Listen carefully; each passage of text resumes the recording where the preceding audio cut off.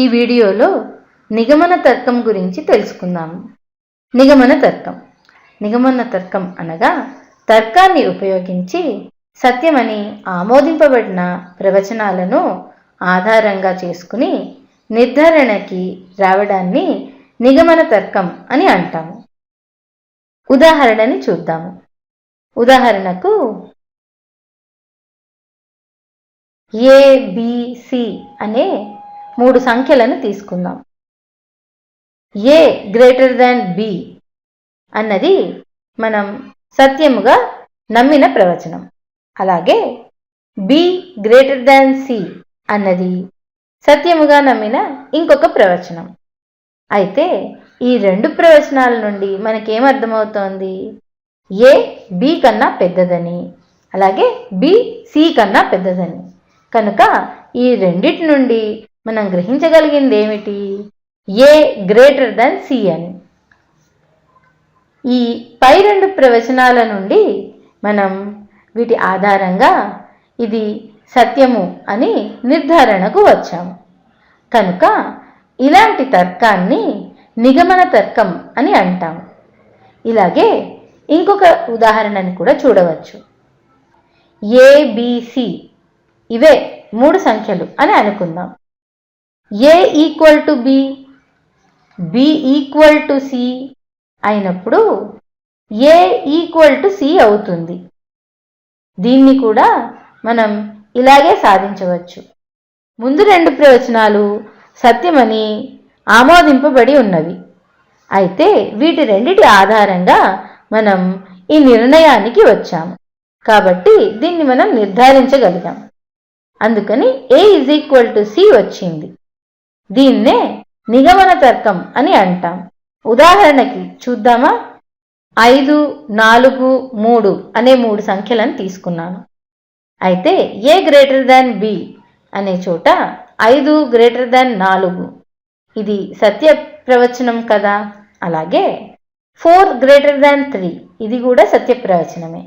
అయితే 5 greater than 3 అవుతుంది. ఎందుకంటే 4 కంటే 5 పెద్దది, అలాగే 3 కంటే 4 పెద్దది. కనుక 5 3 కంటే పెద్దది. మీకు ఇప్పుడు అర్థమైందా నిగమన తర్కం అన్నది ఎలా పనిచేస్తుందో? ముందు 2 ప్రవచనాలు సత్యమని మనం నమ్మినవి.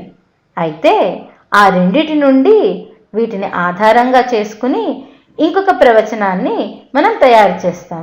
దీన్నే నిగమన ప్రవచనం అని అనొచ్చు. ఈ తర్కాన్ని నిగమన తర్కం అని అంటాం.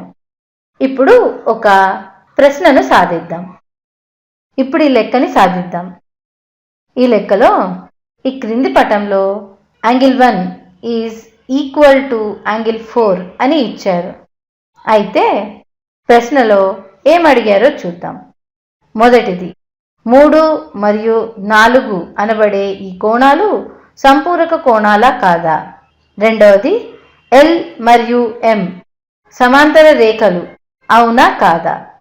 అలాగే angle 1 is equal to angle 3 నా కాదా? అలాగే angle 2 is equal to angle 3 నా కాదా అని అడిగారు. ఈ వాక్యాలు సత్యమా లేక అసత్యమా, ఏవి అసత్యము అన్నది తెలుసుకోమన్నారు. ఇప్పుడు వీటిని సాధిద్దాం. ఇవ్వబడినది యాంగిల్ 1 ఈజ్ సిమిలర్ టు లేదా కాంగ్రుయెంట్ టు యాంగిల్ 4 అని ఇచ్చారు. అది రాసుకుందాం ముందుగా. అంటే ఈ యాంగిల్కి సమానమని ఇచ్చారు. ఇప్పుడు మొదటి ప్రశ్నని చూద్దాం. మొదటి ప్రశ్న, యాంగిల్ 3 మరియు యాంగిల్ 4 సంపూరక కోణాలు అవునా కాదా? అంటే ఈ స్టేట్మెంట్ లేదా ఈ ప్రవచనం సత్యమా లేక అసత్యమా అన్నది మనం కనుక్కోవాలి. ముందుగా చూద్దాం. యాంగిల్ 3 ఇంకా యాంగిల్ 4. చూడండి, యాంగిల్ 3 మరియు యాంగిల్ 4 ఎదురెదురుగా ఉన్నాయి. కనుక ఇవి శీర్షాభిముఖ కోణాలు. ఇప్పుడు ఈ శీర్షాభిముఖ కోణాలు సంపూరక కోణాలా కాదా అన్నది చూడవలసి ఉంది. సంపూరక కోణం అంటే ఏమిటి? సంపూరక కోణం అంటే అది 180 డిగ్రీలకి సమానం ఉంటుంది. అంటే యాంగిల్ 3 మరియు యాంగిల్ 4 యొక్క మొత్తం 180 డిగ్రీలు ఉంటుందా ఉండదా అన్నది ప్రశ్న. మనం చూద్దాం. ఒకవేళ యాంగిల్ 4 చూడండి, అది చూడడానికి 90 డిగ్రీల కంటే ఎక్కువగా ఉంది. ఇది కూడా 90 డిగ్రీల కంటే ఎక్కువగానే ఉంది. అంటే రెండిటి యొక్క మొత్తం 180 డిగ్రీల కంటే ఎక్కువగా ఉంటుంది. అంటే దీన్ని బట్టి మనకి ఏమర్థమవుతోంది? ఈ P అనే ట్రాన్స్వర్సల్ లేదా తిర్యక్ రేఖ గనక లంబంగా ఉన్నట్లయితే అప్పుడు యాంగిల్ 3 మరియు యాంగిల్ 4 రెండూ కూడా సంపూరక కోణాలు అవుతాయి. లేకపోతే అవి సంపూరక కోణాలు కాజాలవు. ఎందుకంటే అవి రెండిటి యొక్క మొత్తం 180 డిగ్రీల కంటే తక్కువైనా ఉండవచ్చు, లేదా 180 డిగ్రీల కంటే ఎక్కువైనా ఉండవచ్చు. ఇక్కడ ఈ పటంలో మాత్రం అది ఖచ్చితంగా 180 డిగ్రీల కంటే ఎప్పుడూ ఎక్కువగానే ఉంటుందన్నమాట. ఇప్పుడు రెండవ దాన్ని చూద్దాం. రెండవది L మరియు M సమాంతర రేఖలు అవునా కాదా అన్నది ఇప్పుడు చూద్దాం. ప్రశ్నలో angle 1 is equal to angle 4 అని ఇచ్చారు. యాంగిల్ 1 మరియు యాంగిల్ 4 మనం గమనించినట్లయితే అవి ఏకబాహ్య కోణాలు. కనుక ఏకబాహ్య కోణాలు ఇవి సమానమని ఇచ్చారు కనుక ఇది సమాంతర రేఖలు అవుతాయి. మామూలుగా ఏకబాహ్య కోణాలు సమాంతర రేఖలు కాకపోయినా ఉంటాయి, కానీ అవి సమానం కావు. కానీ ఇక్కడ ప్రశ్నలోనే సమానమని ఇచ్చారు కనుక ఏకబాహ్య కోణాలు సమానమైనప్పుడు అవి సమాంతర రేఖలే అవుతాయి. అలాగే ఈ P అనేది ట్రాన్స్వర్సల్ లేదా తిర్యక్ రేఖ అవుతుంది. ఇప్పుడు మూడో దాన్ని చూద్దాం. Angle 1 is equal to angle 3 అని ఇచ్చారు. ఇది సత్యమా అసత్యమా అన్నది తెలుపమన్నారు. ఇప్పుడు చూద్దాం. Angle 1 is equal to angle 4 అని మనకి ముందే తెలుసు, ప్రశ్నలో ఇచ్చారు కదా. కనుక ఇప్పుడు యాంగిల్ 3 మరియు యాంగిల్ 4 అన్నవి శీర్షాభిముఖ కోణాలు కనుక అవి సమానంగా ఉంటాయి.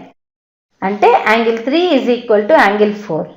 అలాగే మనకి ప్రశ్నలో angle 1 is equal to angle 4 అని ఇచ్చారు. ఈ రెండిటి నుండి మనం నిగమన తర్కాన్ని ఉపయోగించి angle 1 is equal to angle 3 అని రాసుకోవచ్చు. కనుక ఇది కూడా సత్యమే. ఇంకా నాలుగవ దాన్ని చూద్దాం. నాలుగవది angle 2 is equal to angle 3. Angle 2 మరియు యాంగిల్ 3 అన్నవి సమానమా కాదా అన్నది చూద్దాం. ఇక్కడ మనం మూడవ దానిలో angle 1 is equal to angle 3 అని నిరూపించాం కదా. అలాగే angle 1 is equal to angle 2 ఎందుకంటే అవి శీర్షాభిముఖ కోణాలు కదా. కనుక ఈ రెండిటి ద్వారా మనం నిగమన తర్కాన్ని ఉపయోగించి angle 2 is equal to angle 3 అని రాసుకోవచ్చు. కాబట్టి మూడవది సత్యము, నాలుగవది సత్యము, రెండవది సత్యమే. కానీ మొదటిది తిర్యక్ రేఖ లంబంగా ఉన్నప్పుడు మాత్రమే సత్యము, లేకపోతే ఈ ఇవ్వబడిన పటానికి మాత్రం ఈ వాక్యము అసత్యమన్నమాట. కనుక ఇది అసత్యము అని రాసుకోవచ్చు. మిగిలినవన్నీ సత్యాలే. వచ్చే వీడియోలో ఇంకొన్ని లెక్కలను చేద్దాం.